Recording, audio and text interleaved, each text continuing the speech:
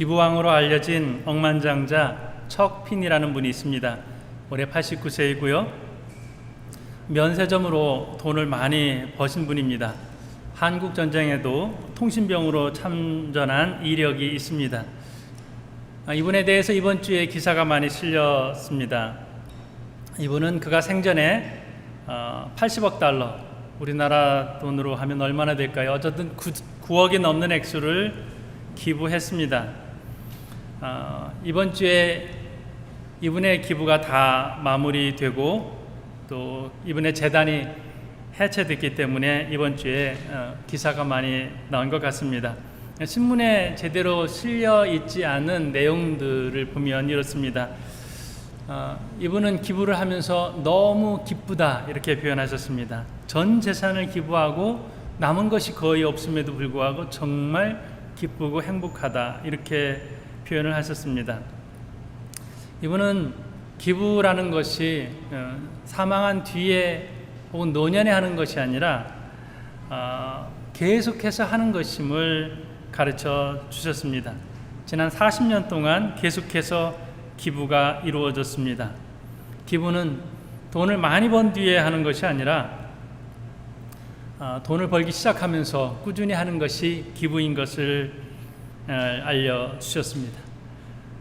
그는 또한 조용하게 기부하신 분입니다.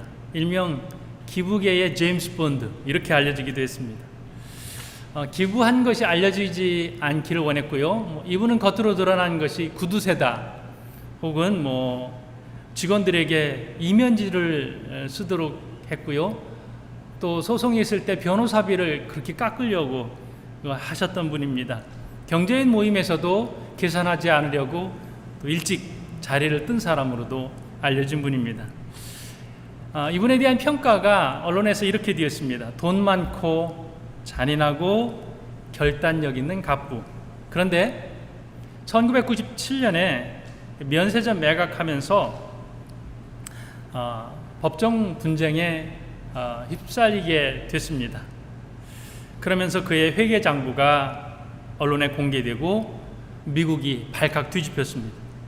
뉴욕 컨설팅 회사라는 이름으로 15년 동안 2,900여 회에 지출된 금액 40억 불입니다. 우리 돈으로 4조 7천억 정도 되는 이거 지출된 항목이 있습니다. 사람들은 그가 재산을 빼돌렸을 것으로 생각했습니다. 비밀 장부, 이 내역이 공개되면서 사람들을 완전히 놀라게 만든 것이죠. 이 비밀 장부는 전체가 다 기부였습니다.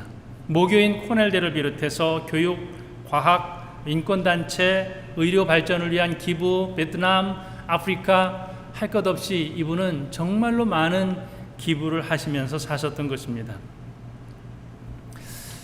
기부를 하면서 사람들 모르게 기부한다. 이것이 이분의 원칙이었는데 좀 심한 표현으로 하면 기부하는 것을 내가 기부한 것을 밝히면 더 이상 그곳에 기부하지 않겠다.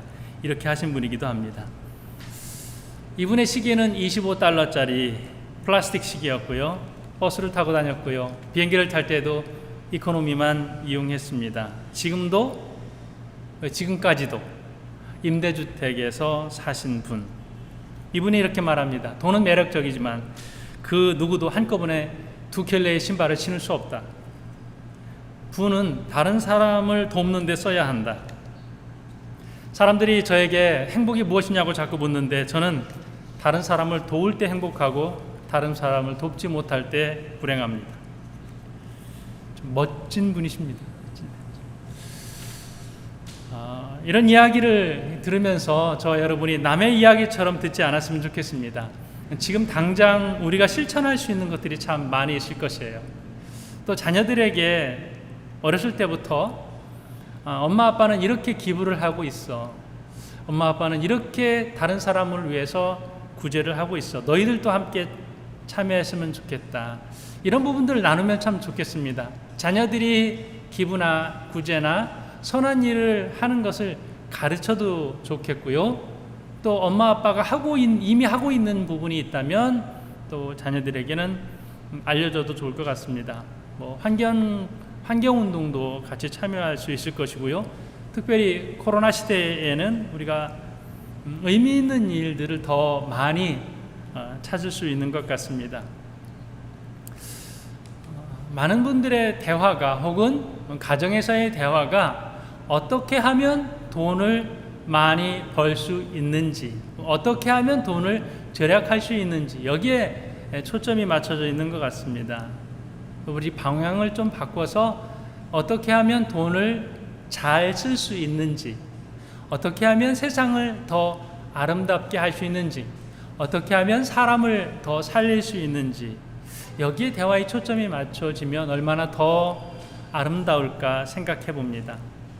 척 피니는 기독교적 배경을 가지고 있습니다. 부모의 가르침, 성경에 근거한 부모의 실천, 부모의 가르침을 통하여서 그가 이렇게 보이지 않게 자기 재산의 99% 이상을 어려운 사람을 돕는 데에 사용했습니다. 하나님께서 일하시는 방법이죠. 오늘 본문의 말씀에 하나님께서 일하시는 방법이 똑같이 기록되어 있습니다. 오늘 본문을 통해서 알 수 있는 부분들인데요. 하나님의 모습은 포도원 주인의 모습으로 등장합니다. 천국에 대한 말씀이죠. 천국은 마치 품꾼을 얻어 포도원에 들여보내려고 이른 아침에 나간 집주인과 같으니, 천국은 마치 집주인과 같으니, 하나님의 모습이 이렇게 등장합니다. 본문의 내용이 팔레스타인 9월 말쯤 포도를 수확할 때의 그런 모습입니다. 포도 수확할 때는 일손이 가장 바쁠 때라고 합니다. 수확의 때를 놓치면 한 해의 농사를 망치게 되는 것이죠. 그래서 누구라도 필요한 아주 급하고 중요한 시기, 바로 포도 수확의 시기입니다. 우리나라에서도 농촌, 특히 이제 봄이든지 씨앗을 심든지 가을에 수확을 할 때에 굉장히 많은 일손이 필요합니다. 그래서 우리나라 농촌에서는 도를 넘어서서 1시간, 2시간씩 차를 타고 이동을 하면서 일꾼을 구하고 또 데려다주고 합니다. 요즘은 그 자리를 누가 채우냐면 외국인 노동자들이 그 자리를 채웁니다. 저희 처가와 가까운 곳이 찐빵으로 유명한 강원도의 안흥이라는 곳인데요. 그 작은 동네도 외국인 노동자들이 400명이 넘는다고 해요. 그쪽에 있는 분의 이야기를 들으면 외국인 노동자들이 없으면 농사일을 할 수가 없습니다 라고 요즘 그런 현실이 됐습니다. 왜냐하면 한국 사람들이 힘든 일을 기피하기 때문에 그렇죠. 힘든 일을 싫어하는데 그 자리를 외국인 노동자들이 채우고 있습니다. 농민들에게 있어서는 참 감사한 일이죠. 이분들이 없었으면 우리는 농사 자체를 할 수 없었을 텐데, 이렇게 말씀하시는 분들이 많으십니다. 팔레스타인에서 이 추수기 바로 뒤에 우기가 따라오기 때문에 이 시기에 많은 사람들의 손이 필요합니다. 1년 농사를 망치느냐 아니면 또 풍요롭게 수확을 거두느냐 하는 아주 중요한 시기가 되는 것입니다. 포도원 주인은 열심히 일꾼들을 찾습니다. 장터에 나가보니 놀고 있는 사람이 있습니다. 이른 아침 3시, 6시, 9시, 11시 이스라엘 시간인데요. 이스라엘 사람들은 해 뜰 때가 1시고요. 해 질 때가 12시예요. 우리나라 시간 계산법으로는 더하기 6하면 됩니다. 그러면 3시라고 하면 9시가 되는 것이죠.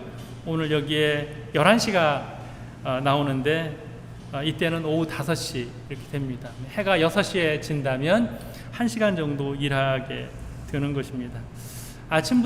이른 아침부터 오후 늦게까지 시장에 나가서 놀고 있는 사람들을 찾고 이 사람들을 포도원에 들어가서 일하도록 합니다. 내가 한 데나리온씩 주겠다. 한 데나리온은 하루, 한 가정이 하루를 살 수 있는 하루 품삯이 되는 것이죠.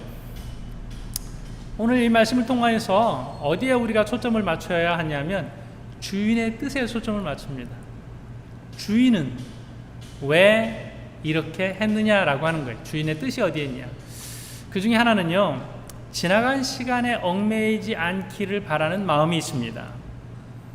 시간의 차이에 상관없이 아침에 들여보낸 사람이나 오후에 들여보낸 사람이나 똑같은 마음에 한 데나리온씩을 약속합니다. 반복해서 주인이 하는 말은 이거예요. 장터에 놀고 서 있는 사람들에게 어찌하여 종일토록 여기 놀고 서 있느냐, 왜 지금 이렇게 무의미한 시간을 보내고 있느냐라고 말합니다. 사람들이 뭐라고 대답해요? 우리를 쓰는 사람이 없습니다. 우리를 품꾼으로 쓰는 사람이 없습니다. 그래서 지금 아무것도 우리가 하지 않고 있습니다. 주인의 말의 뜻은 한 시간이라도 좋으니 들어가서 일하라. 자, 과거가 내가 지금 몇 시간을 허비했느냐, 오전 시간을 허비했느냐, 하루 종일 다 시간을 허비했느냐, 왜 이렇게 했느냐, 이런 부분을 책망하지 않고 지금부터라도 좋으니까 지금부터 일하라. 남은 너의 시간을 포도원에 가서 일하라. 여기에 초점을 맞추고 있습니다. 저는 이 말씀을 읽으면서 이런 상상을 해봤습니다. 야, 1시간 일해도 우리가 일을 벌 수 있으니까 적당히 1시간 일하면서 그렇게 보내자라고 일꾼들은 하지 않았을 거예요. 이 사람들은 아침 일찍부터 와서 일했는데 나는 늦게 왔으니까 더 열심히 일해야지. 지금이라도 나를 써준 주인이 얼마나 감사하냐. 그래서 늦게 오면 늦게 올수록 더 열심히 일하지 않았을까, 이런 생각을 해보았습니다. 지나간 시간 후회하고 이제 와서 일해서 뭐해, 이런 생각을 전혀 하지 않고 열심히 과거에 얽매이지 않고 일하지 않았을까, 이런 생각을 말씀을 통해서 해보게 됐습니다. 언제나 하나님의 뜻은 이것이죠. 지금부터가 중요하다라는 것이죠. 지나간 시간에 매이지 않고, 우리는 지나간 시간을 돌아보면 후회스러운 부분들이 참 많죠. 학업을 생각하면 왜 더 열심히 공부하지 않았을까, 왜 더 열심히 일하지 않았을까, 자녀들에게 있어서는 왜 제대로 자녀들 더 좋은 것 입혀가면서 잘 키우지 못했을까, 뭐 이런 부분도 있고요. 부모님을 생각하면 왜 더 일찍 효도하지 못했을까, 뭐 이런 부분도 생각해 볼 수 있겠습니다. 우리가 과거를 돌이켜보면 후회라고 하는 단어와 연결시킬 수 있는 그런 요소들이 참 많이 있지만 하나님의 뜻은 뭐예요? 우리가 과거에 매여 있지 않고 지금부터 해보자, 지금부터 잘해보자 라고 하는 이것, 우리에게 남아있는 시간에 최선을 다하는 것, 이것이 주인의 뜻, 하나님의 뜻이라는 것입니다. 또 하나 알 수 있는 것은요, 주인의 뜻은 비교하지 않는 것입니다. 먼저 온 사람들과 나중 온 사람들이 동일하게 한 데나리온씩을 받았다? 이거 불합리한 것 아닐까? 요즘의 계산법으로는 이게 좀 맞지 않는 것 같습니다. 오늘 여기서 또 하나 생각하게 되는 것은요, 누구에게 먼저 한 데나리온을 주었어요? 나중 와서 일한 사람이 한 데나리온을 받았어요. 그 사람들부터 받았거든요. 여기에 주인의 따뜻한 배려의 마음이 있습니다. 먼저 온 사람에게 한 데나리온을 먼저 주었다면 아마 나중 온 사람은 우리는 조금밖에 받지 못하겠지, 이런 마음도 가졌을 거예요. 그런데 주인은 나중 온 사람에게 먼저 한 데나리온을 줍니다. 그리고 먼저 와서 일한 사람에게 한 데나리온을 주는데요, 일찍 와서 일한 사람들이 이렇게 원망합니다. 받은 후 집주인을 원망하여 가로되, 11절의 말씀이에요. 10절의 말씀에는요, 먼저 온 자들이 와서 더 받을 줄 알았더니 저희도 한 데나리온씩 받은지라. 나중 온 자와 먼저 온 자를 비교하는 것이죠. 원망은 원래는 없었던 거예요. 감사한 거죠. 근데 언제부터 원망이 생겨요? 나중 온 사람과 일찍 온 사람의 일한 시간을 비교하고 또 받은 데나리온을 비교합니다. 그 전까지는 너무 좋았어요. 가족들에게 음식을 살 수 있는 한 데나리온이 나에게 생겨서 그때까지는 너무 좋았어요. 근데 이 비교라는 것을, 시간을 비교하고 데나리온을 비교하는 그때부터 뭐가 생겼냐면 원망이라는 것이 생겼습니다. 산술적 비교에 주인의 뜻, 그리고 내가 받은 이것으로 인해서 가족들이 어떻게 행복할까? 이런 건 전혀 생각하지 않고 산술적인 비교만 함으로 말미암아서 불평을 넘어서서 원망까지 생기게 됐습니다.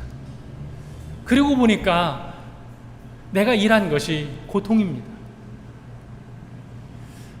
나를 써준 주인이 너무 감사하다, 이렇게 일한 것 같았는데 내가 괜히 열심히 일했다, 너무 일찍 와서 나 괜히 고생했다, 이런 마음이 들게 되었습니다.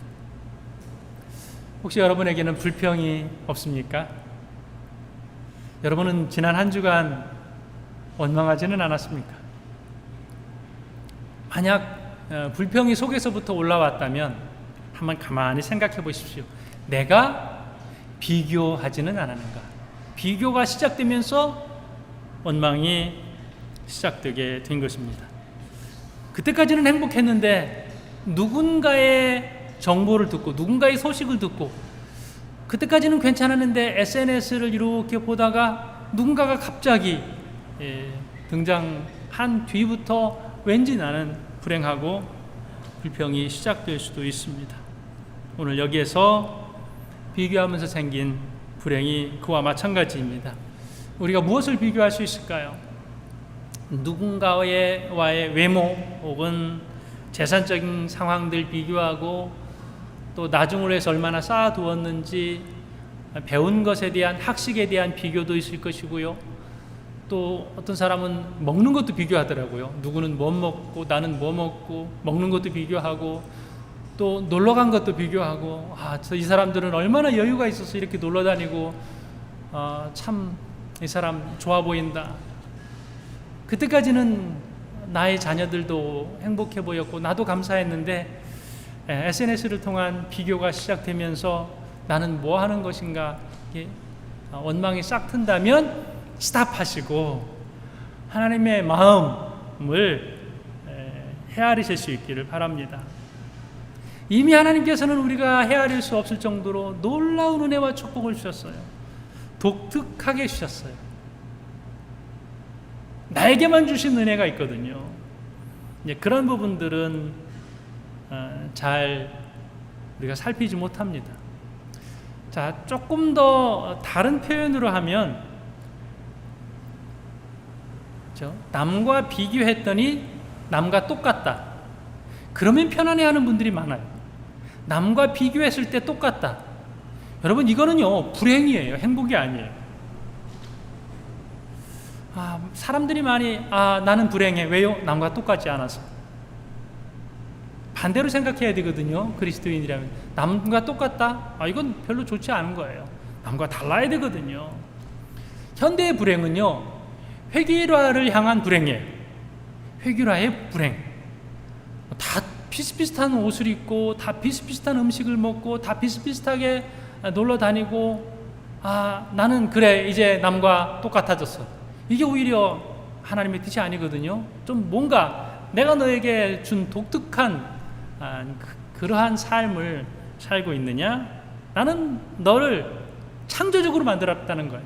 이 세상에 단 한 사람으로 만들고 세상에 없는 단 한 가정, 창조적 한 가정을 만들어 주셨는데 우리는 그 창조의 독특함, 그 행복을 누리지 못하고 이제 회기로의 불행 속으로 들어가지 못해서 안달인 그러한 삶을 사는 이들이 너무나도 많다는 것을 보게 됩니다.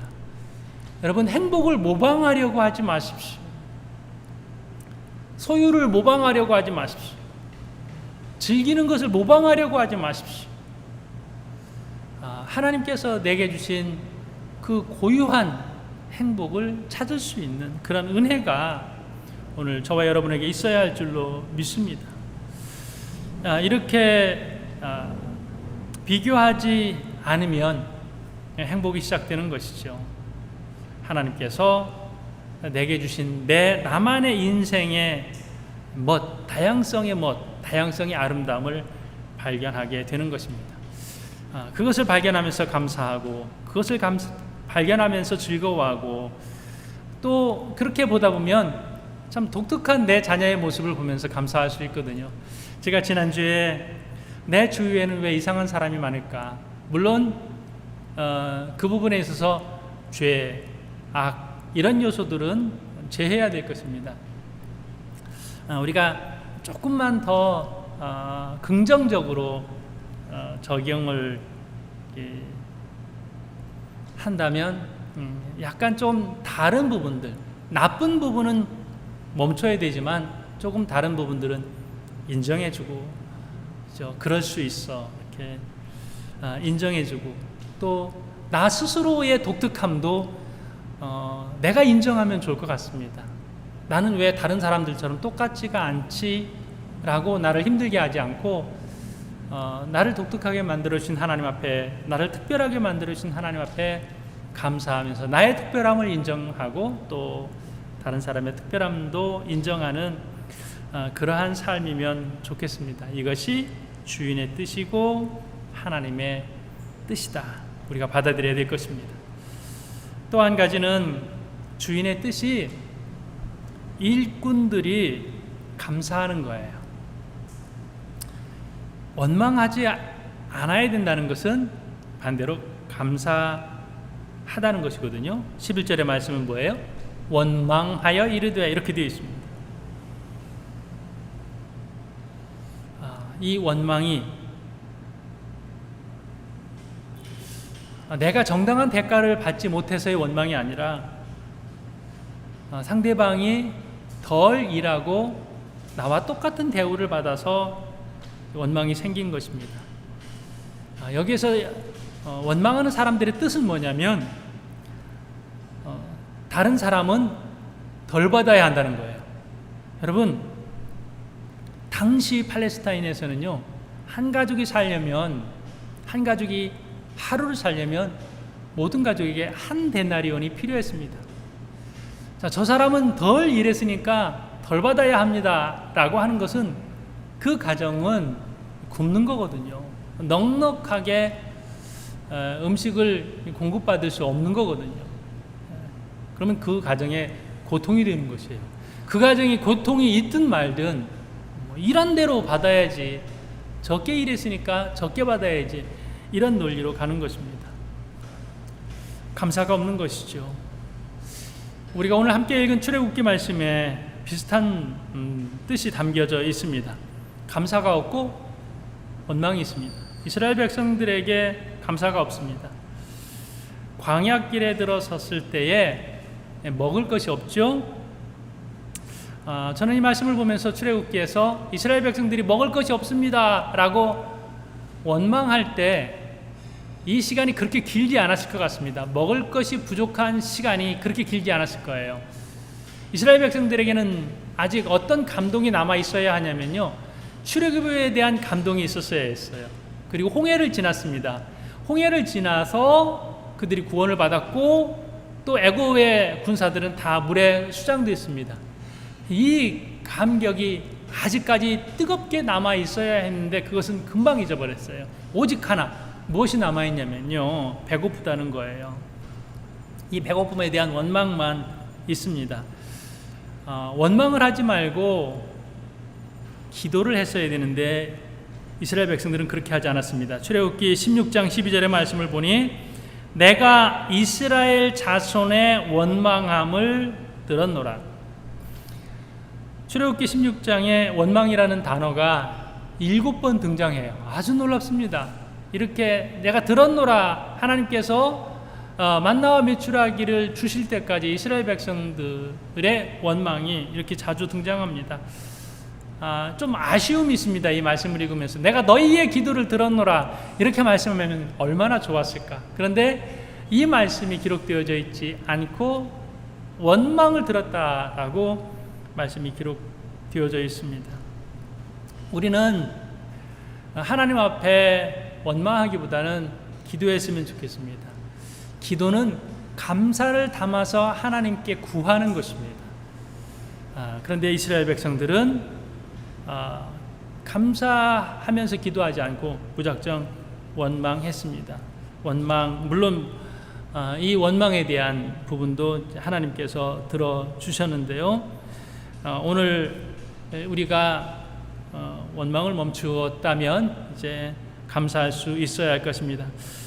마태복음 본문에서도 모든 일꾼들이 가져야 할 마음은 일용할 양식을 준 주인에게 감사해야 하는 것이죠. 동료의식. 여러분 이렇게 한번 생각을 해보십시오.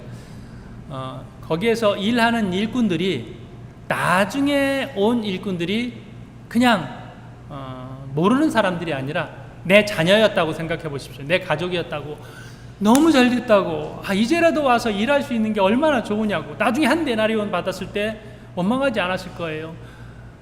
너무 잘 됐다고, 너도 한 데나리온 받았구나, 이제 너도 오늘 굶지 않게 되었구나, 너무 잘 됐다고. 자녀든지 형제였다면 이렇게 축하를 해 주었을 것입니다. 그런데 오늘 여기서는 이런 것이 전혀 없습니다.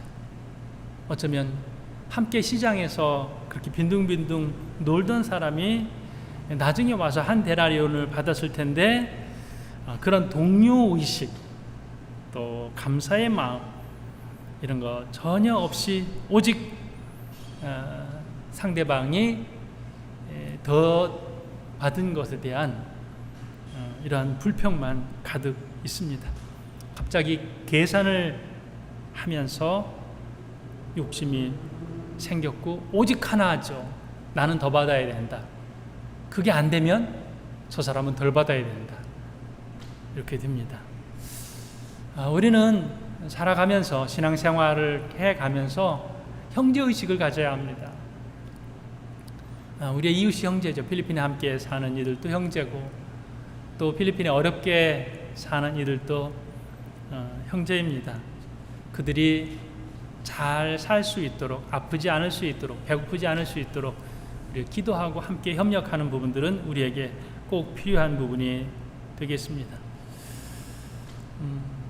아프리카 원주민들, 또 밀림에 사는 이들을 이렇게 영상을 통해서 자주 보면 공통적인 특징이 있어요. 이게 뭐냐면요, 사냥을 하게 되면 함께 나눠요. 10명이 사냥하러 갔을 때 한 마리를 잡았다? 그러면 사냥한 사람이 더 먹는다고 하지 않아요.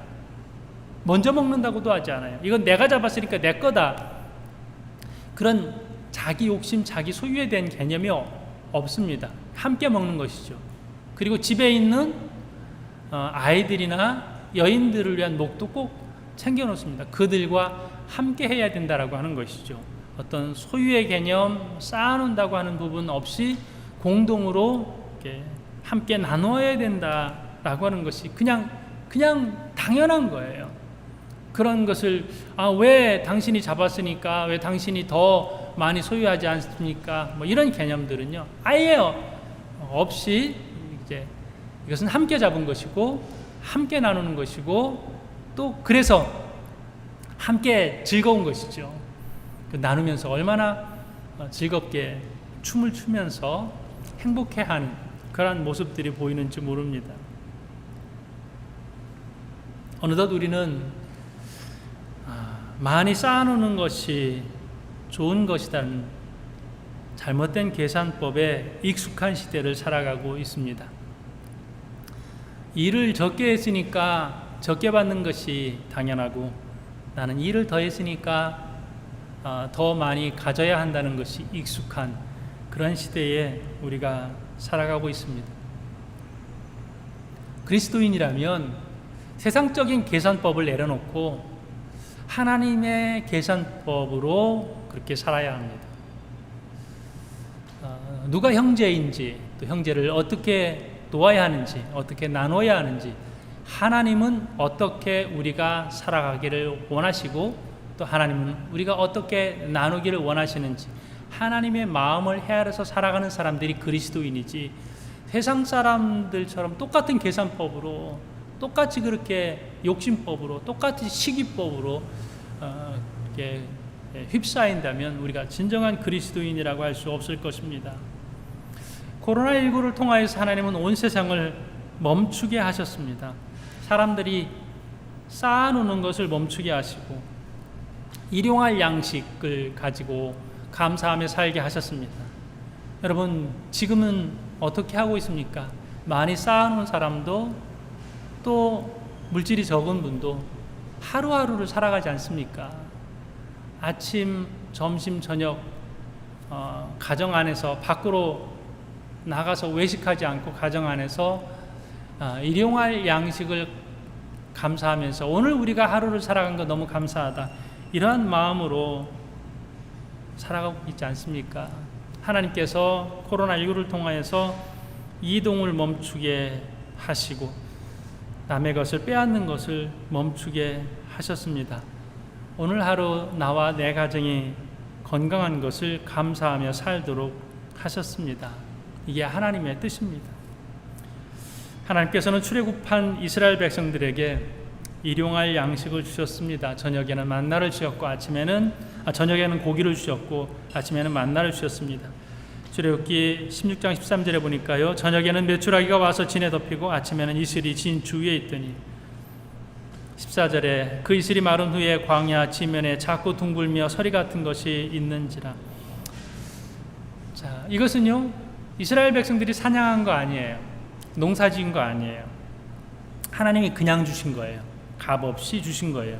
그들은 아무 노동력도 투자하지 않았습니다. 오늘 15절의 말씀을 보면 이스라엘 자손이 보고 그것이 무엇인지 알지 못하여 서로 이르되 이것이 무엇이냐 하니 모세가 그들에게 이르되 이는 여호와께서 너희에게 주어 먹게 하신 양식이라. 이 뒷부분이 얼마나 은혜롭습니까? 이는 여호와께서 너희에게 주어 먹게 하신 양식이다. 하나님이 주신 것입니다. 그래서 욕심낼 필요가 없는 거거든요. 모두가 다 동일하게 먹고 살 수 있도록 하셨습니다. 그런데 이 시대에도요, 출애굽기 이 시대에도 매일매일 먹게 하셨는데도 어떤 사람은 더 많이 거두어요. 근데 하나님께서 더 많이 거둔 것을 썩게 하셨어요. 그저 하루 먹을 만큼만 가져가도록 하셨습니다. 그래서 출애굽기 16장 16절에 여호와께서 이같이 명령하시기를 너희 각 사람은 먹을 만큼만 이것을 거둘지니, 먹을 만큼만입니다. 하나님의 말씀이에요. 분명한 성경적 물질관이 여기에 있는 것을 보게 됩니다. 제가 서두에 척 피니에 대한 말씀을 드렸습니다. 그의 부모가 독실한 기독교 신앙을 가지고 있었습니다. 미국의 대공황 시절에 아일랜드 이주 노동자였던 그 부모는요, 가난하면서도 남을 돕도록 했어요. 가난하지만 남을 또 이렇게 남을 위해 봉사하는 그러한 분들이었습니다. 이 척 피니가 부유한 죽음이 불명예스럽다 이렇게 표현했습니다. 이분의 영향력이 놀랍습니다. 빌 게이츠도 자선 사업을 하는데 굉장히 유명한 분이에요. 워렌 버핏도 마찬가지고요. 그분들이 이렇게 말해요. 나의 영웅이다. 나의 모델이다. 이렇게 표현을 합니다. 기독교 신앙을 가진 선한 영향력이 될 것입니다. 오늘 우리도 성경적 물질관, 성경적 가치관을 가지고 선한 영향을 끼치는 그러한 신앙인이 되어야 할 것입니다. 그는 마지막에 남기지 않는 좋은 모델이 되었습니다. 자, 그리고 마지막으로 함께 나누고 싶은 것은 이것입니다. 하나님의 뜻, 너희가 포도원 주인이 되어라, 이것입니다. 너희가 포도원 주인이라. 물론 우리는 포도원 주인이 하나님인 것을 압니다. 근데 우리가 하나님의 이 역할을, 베푸는 역할을 감당을 하는 것이죠. 일할 곳이 없는 사람들에게 일하도록 했습니다. 그냥 돈을 나누어 줄 수도 있을 것입니다. 쌀을 나누어 줄 수도 있을 것입니다. 그런데 받는 사람은 부끄럽다는 것이죠. 우리가 필리핀에서 구제와 선교의 사역을 합니다. 근데 직접적으로 쌀이나 돈을 줄 수도 있겠지만 또 우리 성도님들처럼 사업을 하면서 사업장을 만들어서 많은 필리핀 분들을 고용을 해서 그분들이 또 일할 수 있게 하는 것, 이게 포도원 주일의 역할입니다. 또 어떤 분들은 1시간만 일하고 한 데나리온을 주면, 요즘 같은 때에 또 필리핀 직원들을 고용을 하면 또 수지타산이 맞지 않을 수도 있겠습니다. 남는 것이 없을 수도 있겠습니다. 그렇지만 누군가에게 일자리가 주어지고 일하게 함으로써 그의 가정을 부양할 수 있게 만든다면 이것도 포도원 주인의 역할이 되지 않겠습니까? 조금이지만 그들에게 일거리를 주어서 팬데믹 시대에 가족을 먹여 살릴 수 있게 한다면 포도원 주인인 것입니다. 하나님의 말씀, 하나님께서 우리에게 주신 것, 은혜죠. 모든 것이 다 은혜고, 오늘날의 시대에 사람들의 물질적 가치관에 우리의 마음을 빼앗기지 않고 포도원 주인의 마음으로, 성경적 가치관으로 우리가 살아갈 때에 마지막에 하나님께서 우리에게 잘했다, 정말 잘했다, 내가 포도원 주인이다 칭찬하실 줄로 분명히 믿습니다.